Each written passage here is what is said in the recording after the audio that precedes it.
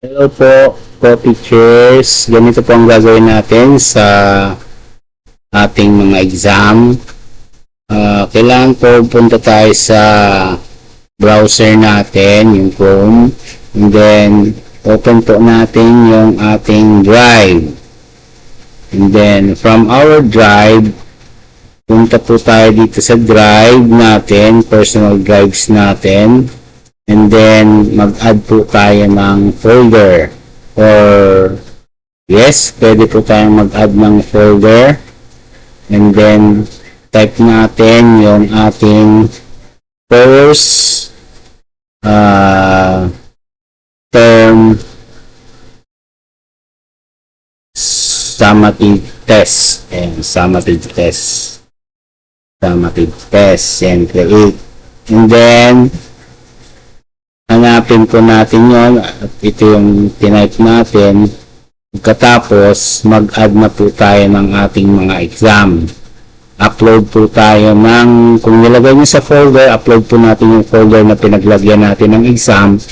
And then, kung hindi naman, upload po natin per file. No?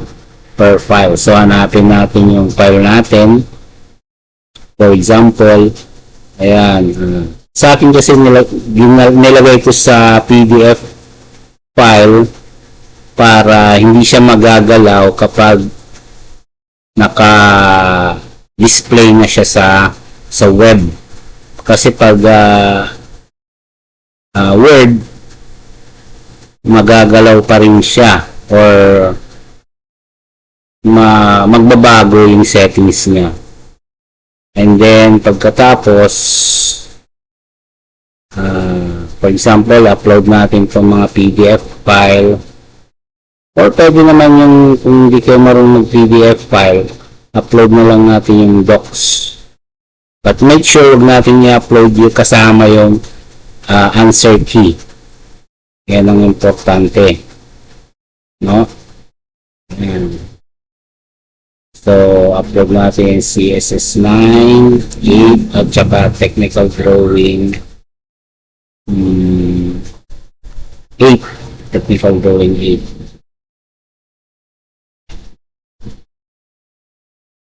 Yan. At saka yan. Open. Ayan. So, uploaded na po. Sa akin kasi meron na akong dating magawa.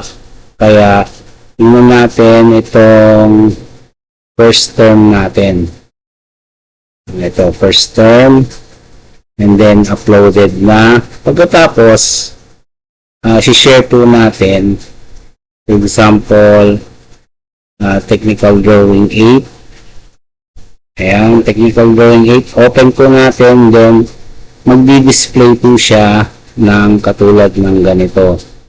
Ayan. So, make sure wala siyang answer key. And then, isi-share po natin siya. Kopyahin natin yung link. No? Pagkatapos punta tayo po sa mag-add tayo ng tab ng bit.ly. Bit.ly. Enter po natin. Ayan. So, dito sa parameter na to, click po natin yung i-paste po natin yung ating link or copied link. Ayan. Copied link and then click natin to. So, unfortunately po, hindi kailangan po ng upgrade itong aking bit.ly. Kailangan niyang mag-upgrade kasi maabot nila yung total number of use. So, pwede tayong pumunta sa tinyurl.com. Ito po. And then, i-paste natin yung share natin. So, sa sharing nga pala, make sure na ito anyone with the link. Choose natin yung anyone with the link and then viewer lang po. Huwag natin ilalagay na commenter or editor. Basta viewer lang po, and then copy link. And then done. So, punta tayo sa tiny URL. Paste po natin dito yung kinopya nating URL. Paste. And then shorten. Yan. Antayin po natin. After that, yan, makikita, copy po natin, click natin to sa gilid, and then magbukas po tayo ng Word, no? So, paste natin dito. Yan, so bali ito yung kokopyahin ng ating mga estudyante para medyo maigsig na lang. And then, pag tinapin nila yan, or itatype po nila sa browser nila dito sa address bar, pag tinype po nila yan, papasok na dyan yung inyong exam.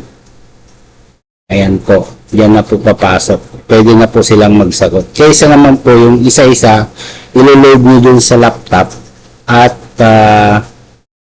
isa-isa yung mas mahirap, di ba? Isa-isa per laptop ilo-load nyo yung exam.